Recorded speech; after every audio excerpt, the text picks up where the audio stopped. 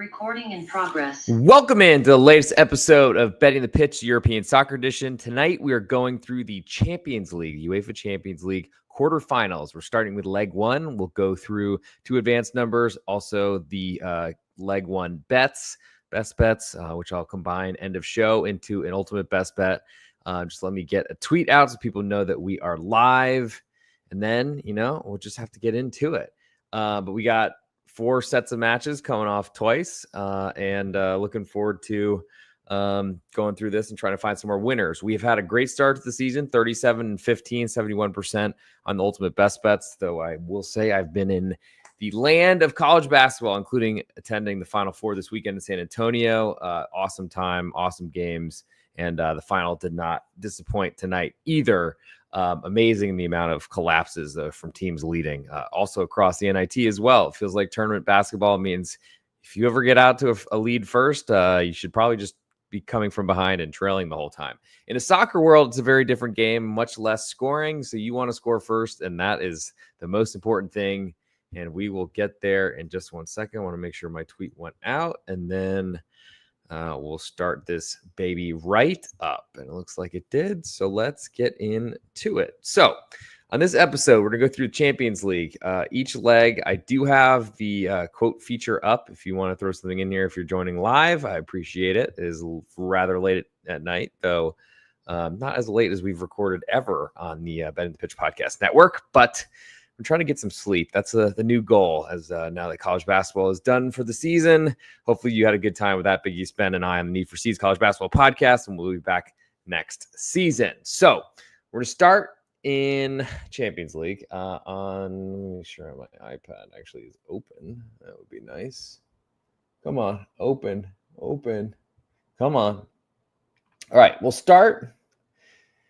As I try to wear a piece of team gear for whoever's playing. And if you're watching live on Apple Podcasts or Spotify, that's actually impossible. If you're watching live on YouTube, that's a place you could watch live at @the_G Warner. If you're watching the video version on YouTube, I guess after the fact, you could do that too. But also available on Spotify and on Apple Podcasts. Just search Betting the Pitch and hit subscribe, leave a 5-star review, some sort of comment in there, and I will have it read, or I will read it if it's relevant to just a sport that I cover. And then, we'll just go even deeper into this whole thing. But I feel like I might as well check right now to see if there's anything out there. But I'll read end of show if I find anything. But we'll start with Bayern München, a half a goal favorite to Inter Milan, as I am clothed in an Inter garment, though I guess I do have a Bayern München shirt as well. But anyway, we're here. We're wearing Inter stuff, and I'm a believer in Inter. I feel like they're the best club in Italy. Not a lot of comments, but I feel like we're getting a lot more ratings. Thank you for that. Even the 1 stars, don't like you, but everyone else, a 3-star in there too. Dang. Feels like our ratings have been okay, though. 27 ratings. Would love to have 400 million, 27, but we're not there yet. Anyway, 27 is my favorite number, so maybe we'll stick there. So we'll start Bayern München, half a goal favorites right now, with more juice on the Inter side. Totals 2.5. Juice pretty heavily to under right now. We have two teams that play the direct opposite way, especially in this competition, Champions League, where Inter Milan didn't concede a goal for a long, long time in the 8-match qualifying phase, or league phase, as they called it. Bayern München on the other side, they try to outscore everyone, and that is the first battle line or line of demarcation, I expect. Bayern want to score goals, especially in their own home building. Inter Milan want to restrict, and I'm forever a believer in the team that wants to either slow the pace in college basketball, as you've listened to me across March Madness and an entire 6-month season. Well, we're in a longer one in the soccer world, of course, but I still believe that whoever wants to take the pace out of a game has a much better chance of controlling things. Now, if they are trying to slow the game to a snail's pace and they cannot, that is a huge problem and means Inter are in big, big trouble. However, I do think Inter's offense is way better than a lot give it credit for. But I do think that the total at 2.5 is suggesting that Inter get their style and they're going to go on the road and just try to nullify. We've seen that work on the road at Manchester City before. It happened and worked really well in the Champions League final against Manchester City, which should have been a win, if not for a pretty fortunate Rodri goal, in my opinion. But this is a different test because it's not a neutral site. It's at Bayern, and that's a tough place to go. One of the toughest in the world, toughest in Germany, for sure. But at the same time, I feel like there's plenty more to. I actually do have a comment to read, and I will get on that in a second. But I think just from an Inter perspective, they want to control the game. Bayern München, I don't think are really happy with that, and they're going to be fighting to try to force Inter to play their style. But I just think Inter are stronger. They've got more continuity. Their manager's been in the hot seat, though it is certainly hot, but it's been in that seat for a long time. They are focused on winning Serie A in Italy, which is, I think, more competitive than what Bayern München's dealing with in the German Bundesliga. But still, ultimately, Champions League is a huge, huge competition. And I think it's very important for this type of thing. So Inter is a half a goal underdog I'm very interested in. I also like the under 2.5 because I think they are able to dictate the pace, as I've just talked about for a little while, hopefully not ad nauseum. And then I'll move to look toward the 2 advanced number to move on to the semifinals. And we see Bayern München minus 150. So 150 US will win you 100. Coming back on the Inter side, 100 wins you 122. And certainly when you have the first leg at home, that's a big advantage in that first leg, though. And unfortunately, when you have to go on the road for the second, that's a big problem. So to me, I think there's a lot of value in the underdog here. Probably not really surprising to anyone because I'm literally giving as much information about and this whole time I've been talking that I believe in the underdog being able to dictate pace, which is a huge deal. It does make Inter as only a half of a goal underdog a little bit. I mean, it's not a big price. Certainly, there's plenty of respect for Inter, even as a half of a goal underdog, which they're never underdogs in Italy or in Serie A. But I think that there's some value in Inter. I think there's value in the under 2.5, and I think I like the 2 advanced number most. Though that is certainly a longer term thing, and I understand people don't really want to tie money up for multiple weeks. But I just feel like the underdog's in a really great position here. So give me the half of a goal, give me the under 2.5, and I'll lean to plus 122 to advance, all on the Inter Milan side. We'll move to same match kickoff times because they got to play them right against each other. Would rather have them stagger it, but I guess that's not how to do it. You want to give the 9 p.m. local time in Europe, where depending on where they are, because they do definitely have different time zones. But I've had this fret before and hasn't gone anywhere, so forget it. Arsenal, half a goal favorite at home. All the juice on Real Madrid away. Totals 2.25, juice all the way to over. So Arsenal, I mean, they unfortunately lost Gabriel Magalhaes, their center back, to a season-ending injury right as they got Bukayo Saka back, which is really sad. But also is a product of, well, Gabriel playing for Brazil in the international break recently, but then also Arsenal just refusing to rotate, maybe not having enough depth, but I think that's a Mikel Arteta problem, and it's something you should have figured out by now. But their players are always going down, and there's a reason for that. It's because he doesn't rotate, which is great for FPL if you're a fantasy Premier League player. Pretty good to know that you're going to get a really good performance out of them in every competition they play in.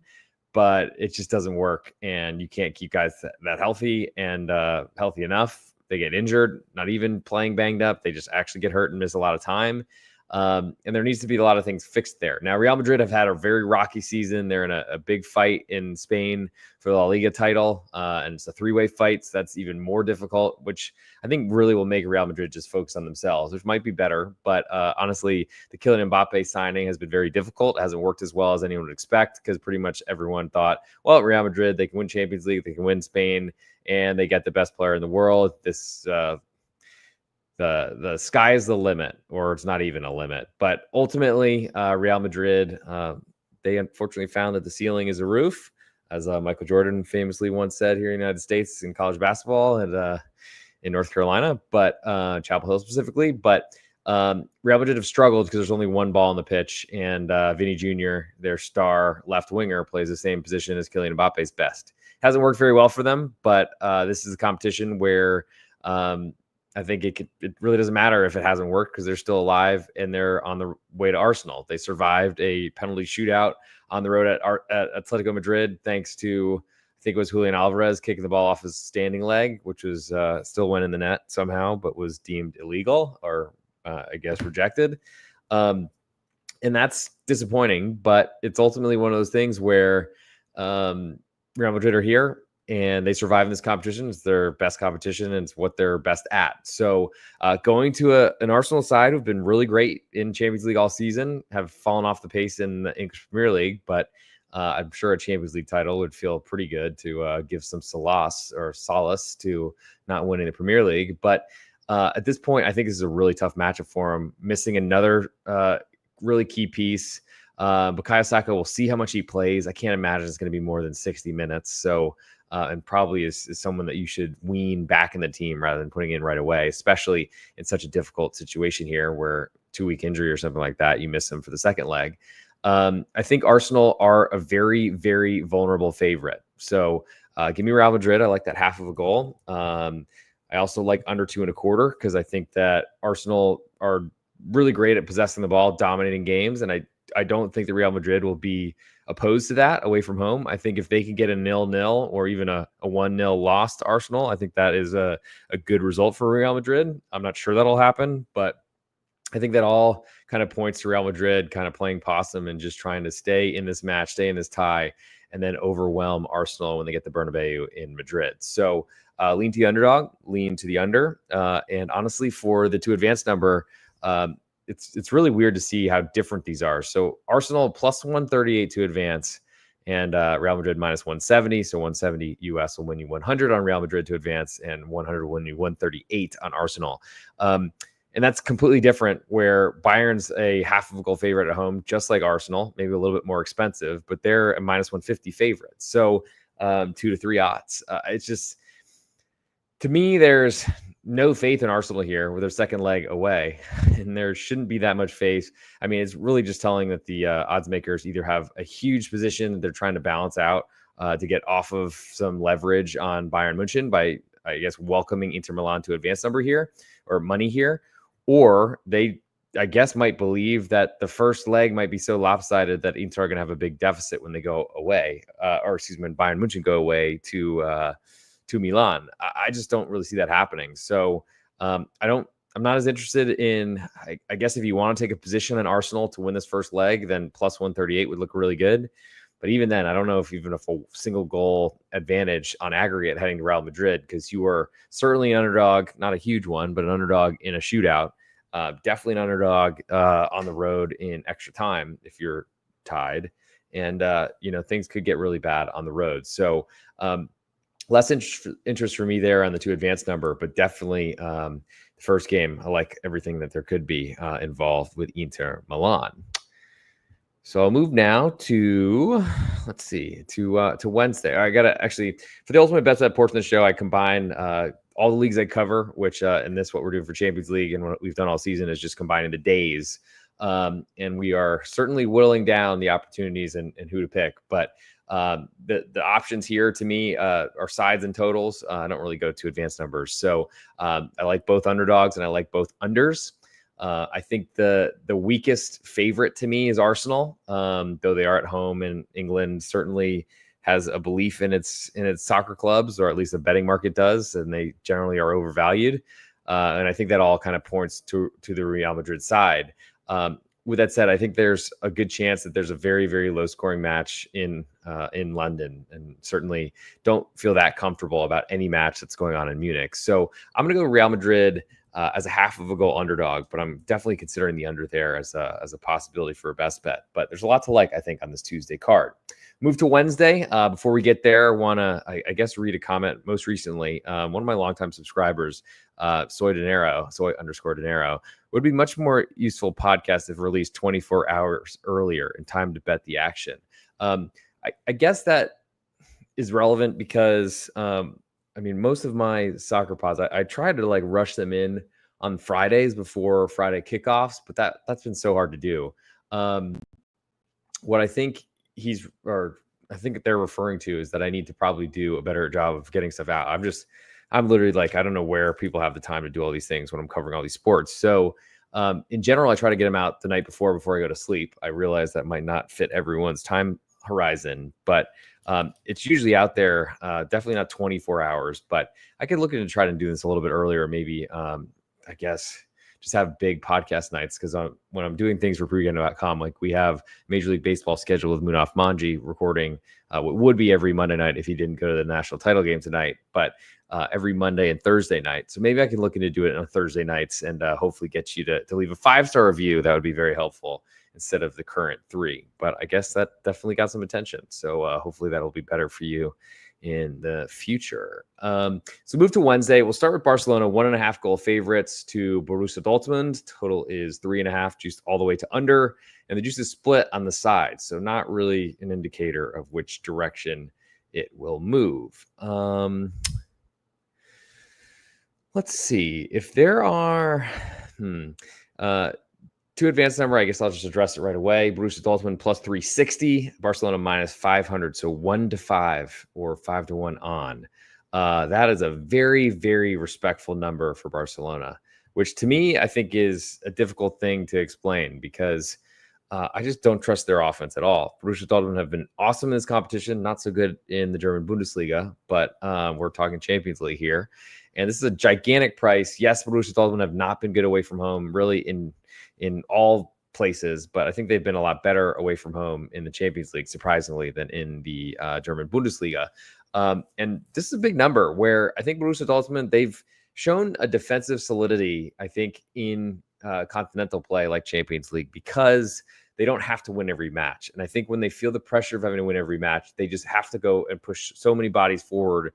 And I think that other German Bundesliga sides have learned how to pounce on that or how to protect as much as they can and then spring counterattacks. Doesn't always work, and that's where Borussia Dortmund are able to win. But ultimately, I just like that is the way Barcelona play, though, always. So they're always under threat of a counterattack. Borussia Dortmund certainly have the speed and ability to do that. Karim Adeyemi definitely sticks out. Plenty of others as well.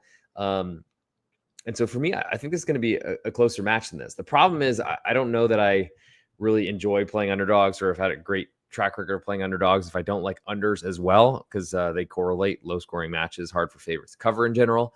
And certainly a total above 3 definitely makes you want to lean under. But I think it's that high for a reason because Barcelona score a ton of goals. They don't really defend very well. And you probably say the same thing about Dortmund, though ultimately their goals have been a little bit drier this season. I'll lean to Dortmund as a 1.5 goal underdog away, but I don't know that I want more than that. I'll move to the last matchup as there's only 4 in the quarterfinals, only 8 teams. But we'll start with PSG, a 1.25 goal favorite with all the juice at home to Aston Villa. Total is 3, juiced all the way to over. So PSG surprisingly knocked out Liverpool to get to the stage. They're dominant in France as always, but I think more dominant this season, even though Kylian Mbappe has left. Aston Villa has been not getting a ton of respect in the Premier League market. Honestly, I think a lot because they've been balancing competitions.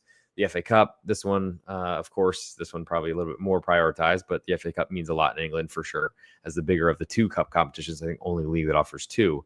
But PSG, I mean, they're an incredible team. They've been dominating teams at home, and they score a ton of goals. Plus, what I think has been most impressive to me is this year PSG have been dominating other teams from France, the best ones that they play. I feel like there's always a question of motivation with PSG, especially in Ligue 1. And honestly, it's really kind of come to a head a lot with the weaker clubs in France that are hanging on for relegation. But PSG against the Marseilles of the world, all the really big, or I guess, yawns, late night with real underscore G1 is back. The yawns are here. But just really when PSG plays a good team in France, they've been killing them, especially at home. Aston Villa, to me, are, of course, a much better level, much bigger budget than any other clubs, sort of competing with PSG in the Farmers League. But at this point, I think Aston Villa, they've shown enough defensively, and I trust Unai Emery, former manager of PSG, might mean a little bit more to him, but I can't imagine it does. He been on record saying the Premier League's the most important thing. I'm not so sure. I think they're trying to get as far as they can in every competition, and that does certainly make me wonder what lineups will look like, especially surrounding these matches. But I think Aston Villa is going to go into PSG and try to keep this as low scoring as possible. I like getting more than a goal, and it looks like we might get to a goal and a half. And I don't think there's that big of a difference between these 2 clubs. But I think I'd be more interested to back PSG on the road at Aston Villa in Birmingham than I would Aston Villa here. Though at the same time, PSG look like they'll be a favorite in Birmingham, which is crazy, even if they can't take their trash out with big strikes and things like that, and 18 million pounds of trash on the roads or something like that, which sounds disgusting, but happens. I just don't know necessarily. I feel like I'm kind of surprised. I expected the Premier League market and all the English money that gets bet to have eaten through Aston Villa, but seeing 1.25 goal underdogs is gigantic. And so I'm interested there. I'm interested in under 3. Certainly PSG want to possess the ball and control games that way. And that is a very, very scary thing, to give those talented offensive players the ability to kind of create and do what they want. But I trust in Unai Emery's defense. He's done well in competitions like this as an underdog before. We think of Villarreal blanking a goalless draw to Manchester United in some faraway land, Budapest, or something even more remote, in a Europa League final. And I think we see a similar game plan. Aston Villa certainly has the talent to score goals, which could put that under 3 in a little bit of a threat, but total's also all the way juiced to over 3 right now. We might see 3.25 before kickoff. And then I'll get to that 2 advanced number. PSG, as I already said, 1-5 or 5-1 on. Aston Villa plus 360. I love Aston Villa being at home at that big of a price. It's really hard for me to stay away from, I must admit. So we're coming to the end of the show. Fortunately, it's briefer than always, and hopefully gets out to you, Soy de Nero, and others as quickly as possible, so you have as much time to use it. I think there's definitely more interested in the PSG Aston Villa game. There's certainly some threat there, definitely. But at this point, I think that PSG, they probably want a lopsided win in the first matchup so they can go and be a little bit more protected. But I wonder if their success against Liverpool makes them not as desperate, and maybe late in a match they're trying to hold on to a lead rather than make it 2, with the risk of it falling down to a single goal advantage, or actually in that example, equalizing and then them having to go advance on the road without any sort of cushion. So I'll go with the PSG Aston Villa. I'll go under 3 as my biggest interest in that one, though I certainly wouldn't jump on that now. It's good to get plus money, of course. Makes the year to date seem a lot better, or less harder to hit to profitability. But I think the answer is waiting and seeing if this hits a plus 3.25, or just make sure you don't lose 3, because it's an important number to say the least. Want to, I guess, address other podcasts I'm going to be on. So Munaf Manji and I were going to be doing Tuesday night this week, as is, I guess, one of the few times we do that during the season. I think trying to set up a cadence, Monday nights for Tuesday cards, Major League Baseball, and then Thursday nights for the Friday card as well, to get the weekend started. And hopefully that's a better listening time for a lot of you. And then we'll still be doing soccer podcasts. We'll try to see if I can work that in for Soy de Nero a little bit. Thank you for the comment. Wish you would have given a 5-star review, but I'll take 3. And then I think I will try to maybe work on the dates to then cover the whole card, or maybe get into it a little bit early on a Friday, or however that works. It'd certainly be a lot easier without the demanding college basketball Saturday slates, that's for sure. Baseball, of course, is here. We do have plans in place at A. Brooks Bets. We did college basketball last year. Good chance we do that again. Excuse me, we did baseball last year. Good chance we do that again, starting, I think, in the next week or so. So stay tuned for that, especially as we get into summer and there's a lot less competition for eyeballs in the sports betting space, but there's still demand for it. Let us know. And of course, leave a 5-star review. Would be better than a 3, but leave a 5 and let us know if there's anything more that we can do for you. There's an F1 podcast I'm recording weekly with Roscoe's Poop Scoop on Twitter, a F1 fan that reached out to me, and we're getting something going there. So I know that interested one Joe Dollar, but what podcast doesn't at this point? I just know he wants to bet overs, and it's still not my game, but maybe someday. And that's probably all the shout outs I got. But thank you for all the Patreon subscribers that came in for the NCAA tournament, and those of you that are sticking with us. And hopefully we will get some bang for your buck, and maybe give you some possible winners down the stretch. So thanks for coming in. And I don't see any comments, so I think it is time for the ultimate best bet. Once I should have tweeted this out or retweeted this, but c'est la vie. It is what it is. Let's see. That's okay. Reposted. Done. All right. Well, now if people want to join live, they might get a few seconds. Okay. So it's time for the ultimate best bet. So let's get into it. Hey, this is real_G Warner on Instagram, Patreon, Twitter, and on YouTube. This is the ultimate best bet from the Betting the Pitch Soccer Podcast. We went through Champions League, the quarterfinal first legs, also discussed some two advanced numbers. We're 37-15, 71% year to date. Trying to improve upon that record. What I basically do is I cover as many leagues as possible. In this case, just 2 days of Champions League. But I put my favorite best bet from Tuesday in, my favorite from Wednesday. I smash them together, pick my favorite, and that's how you grade this episode. That's how we reached a 37-15, 71% year to date. From Tuesday, like Real Madrid, a half of a goal underdog at Arsenal. On Wednesday, like Aston Villa visiting PSG under 3 goals. But for the ultimate best bet on this episode, 37-15, 71% year to date, I'm going with Real Madrid, a half of a goal underdog on the road at Arsenal. I think there's a good chance that Arsenal are a little bit discombobulated with one of their stalwart defenders out for the season. And I just don't think Arsenal have what it takes to score goals against Real Madrid side that live for Champions League. And that'll do it for this episode. Thank you all for tuning in. I will see you on the next version of whatever episode we're doing. It should be baseball tomorrow night, Tuesday, for the Wednesday card. And then look forward to that kind of slot being used for the baseball podcast on this Betting the Pitch podcast network with that A Brooks Bets. So Mondays and Thursday nights, expect pregame.com, at pregame now on Twitter, or wherever you get your podcasts, which already built stream preview. That'll be Major League Baseball for the pregame.com network. Tuesday nights covering the Wednesday card is the plan for A Brooks Bets and I. I think F1 will probably be Thursday nights or Friday nights before qualifying. And then, of course, Soccer Podcast. I will try to get more out sooner than later for you, Sordinero. Thanks for the comment. And I hope that you will change that to a 5-star review now that I have responded. Other than that, have a great evening. Hope you all enjoyed the entire NCAA tournament. I think I finished third and fourth in every bracket I was in. So I'm sure just outside the money whenever I wanted it to be. But we'll be back next year. And hope everyone had a great time and would love to see any of you in Indianapolis for the Final Four next season. Recording stopped.